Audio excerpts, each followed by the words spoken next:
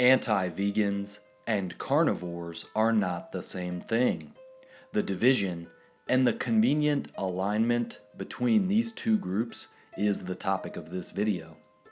I stumbled onto this Vice article from all the way back in 2013, before the carnivore diet even got popular.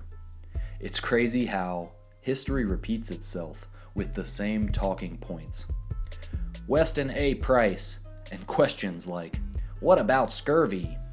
But this old-ass article provides some interesting insights into the difference between the carnivore diet, in a pure sense, and the rise of the anti-vegan phenomenon we see on social media these days.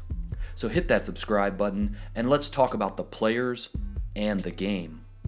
Before we move on from our carnivore friend in the original article, it's important to realize that dude eats this way for health reasons, to solve a mystery illness where his body just doesn't have enough enzymes to digest plant foods and starches.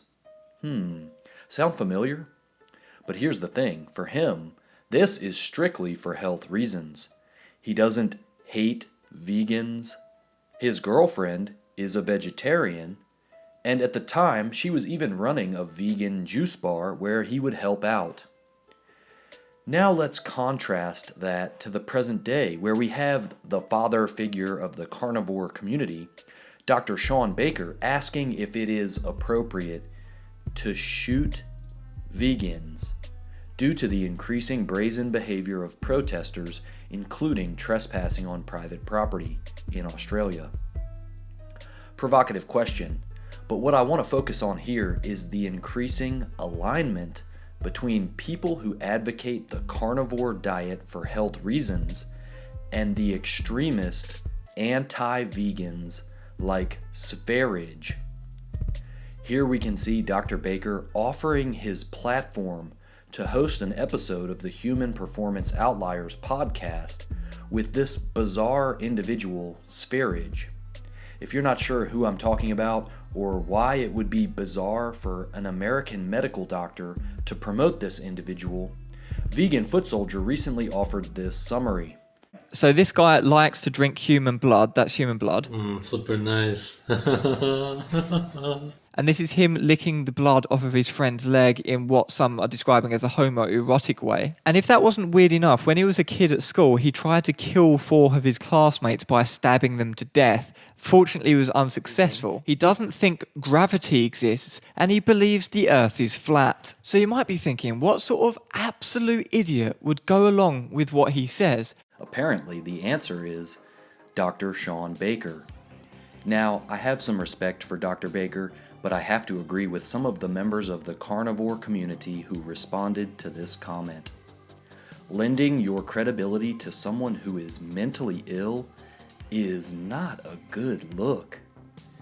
The veneer of legitimacy is wilting faster than Gary Taubes. We are starting to see people in the carnivore community becoming disenchanted with this focus on an anti-vegan narrative. We've reached the point where intelligent people are just confused about health and diet and want some straight answers. Social media is a feedback loop where arguably the nature of cybernetics inherent in echo chambers leads to rapid radicalization. I'm not even going to read these comments aloud, but I would encourage you to pause the video right now and see how fast these type of threats get out of hand among the regular contributors to the comment section within the carnivore community on YouTube.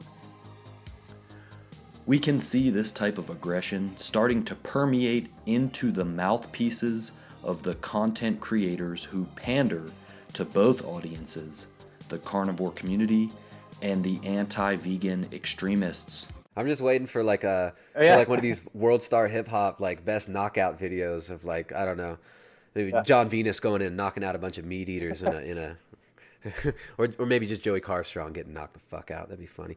But yeah, man, it's a weird thing. It's a weird cultural phenomenon. Yeah, no, it's very polarizing for sure. Yeah. I'm sure that Tristan from Primal Edge Health was just joking, being that he is such a nice guy. or maybe just Joey Carstrong getting knocked the fuck out. That'd be funny. Instead of a debate, you want to have an MMA match? An MMA match, or you want Yeah, to or a fight boxing now? match? Do you want to do You want to that? have Who a do you have think a would win? boxing match? Oh, I think you'd Richard. lose just as badly in the ring as in this debate. Nice. So, And I think so you know that. We've got Richard challenging me to a fight now. This is. I'm open to it. Hey, Beautiful. if you want to have an MMA match or a boxing match, we can set it up. As a student of the game, I don't wish violence on anyone. That's a hard lesson. I fight with my pen, and I know better than to remain blind to a broken man's dreams. But I bet you'll agree that a vegan versus anti-vegan, or a vegan versus carnivore boxing match or MMA match would go mega viral, because people love to feed off of the aggression that gets cast outward from within echo chambers. I'm comfortable with my choice to eat delicious and satisfying plant-based foods without an irrational fear of carbohydrates, or fats for that matter. My congruence with my lifestyle means that I'm willing to disagree with people without having to resort to unprovoked aggression or violence. Bringing this back to our pure-blooded carnivore from the beginning, we can see that he actually cares about animal welfare, and he has the moral courage to stand up for ethical slaughtering. That's right, ethical slaughtering. Maybe this guy never really was a carnivore, but just meat-based. Maybe the future of carnivory is further alignment with the anti-vegan phenomenon. If that's the case, expect to see more in-group promotion of mental illness and irrationality, as powerful personalities and anecdotes are a key basis for driving health-related decision-making at an individual level in the era of social media health influencers.